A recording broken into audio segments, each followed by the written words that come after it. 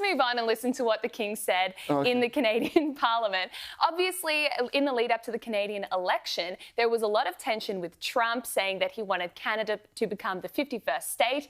And in fact, the Prime Minister, Mark Carney, essentially turned the tide of the election based on these threats from Trump.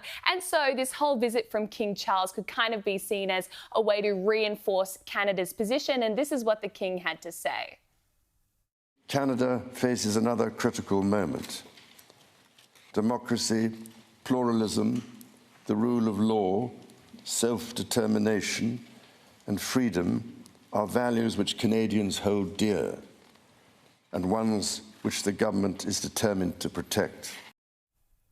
So kind of uneventful, kind of what you would expect from a tour that's designed to reinforce Canada against America. Kind of ridiculous, though, don't you think? I mean, the whole thing about Trump making Canada the 51st state of the United States was always a joke. He was ribbing them about their need to pay their fair share. I'm just surprised that Charles took that seriously and gave it sort of that kind of gravitas when most thinking people realised Trump was just being Trump. Well, the thing is, King Charles didn't actually write this speech. He was given the speech by the Prime Minister, and the Prime Minister's whole mandate for re-election was to be the anti-Trump, pro-Canada candidate. So he's now got to keep up this facade that Canada is under threat from the United States in order to maintain his political relevance, really. Yeah, it's the same as when the Governor-General opens Parliament here. No, but he still chooses to read it. Have some self-respect. No, I'm sorry. It is convention that he reads it. Well, it's convention that you speak the truth. You don't speak rubbish because you've been told to. You're making it sound like he's just there to be a puppet. I'm making it sound like he's the king. He is essentially there to be a puppet. It is convention that the king or the head of state or the Governor-General, in whatever circumstance, reads the opening of the Parliament from the government. It's not the words of the king. It's not the words of the Governor-General. He should have rolled his eyes as he read it.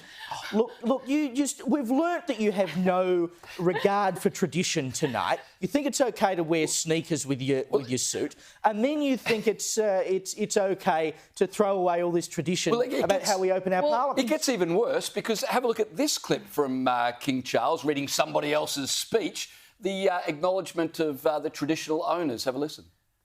I would like to acknowledge that we are gathered on the unceded territory of the Algonquin and the Shinabeg people. It is my great hope that in each of your communities and collectively as a country, a path is found toward truth and reconciliation in both word and deed.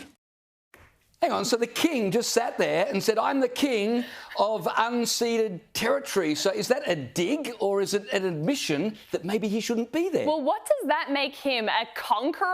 Like, I'm not exactly sure. And what legitimacy does he have now?